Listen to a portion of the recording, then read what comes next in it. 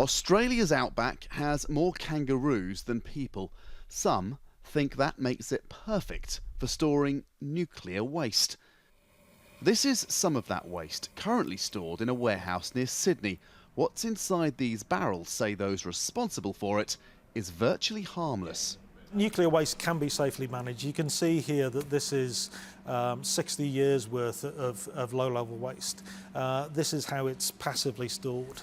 The so-called low-level waste is a byproduct of processes like these, where isotopes are made for use in medical diagnosis and treatment.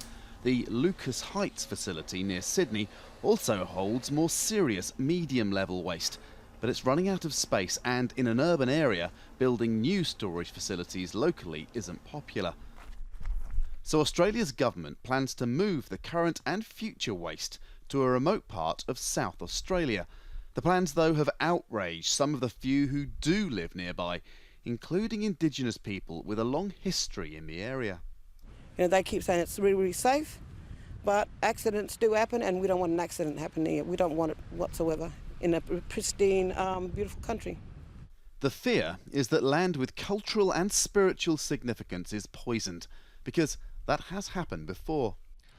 There is a painful history to this part of Australia, one with which the current controversy has echoes.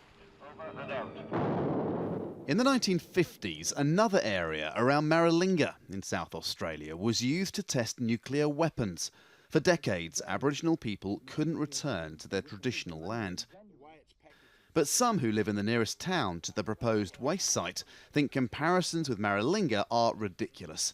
They are not worried about the waste, and they welcome the 15 jobs and investment that would come with it. We've got a tiny little town of only 250 people, and we've got a multi-million-dollar project. This is something that we've got to endorse. The low and medium level waste site is proposed by Australia's national government. Separately, the South Australian state government plans to hold a referendum on storing imported high-level waste created by other countries' nuclear energy plants. That could generate many tens of millions of dollars of income, but it would also generate even more opposition. Andrew Thomas, Al Jazeera, Hawker in South Australia.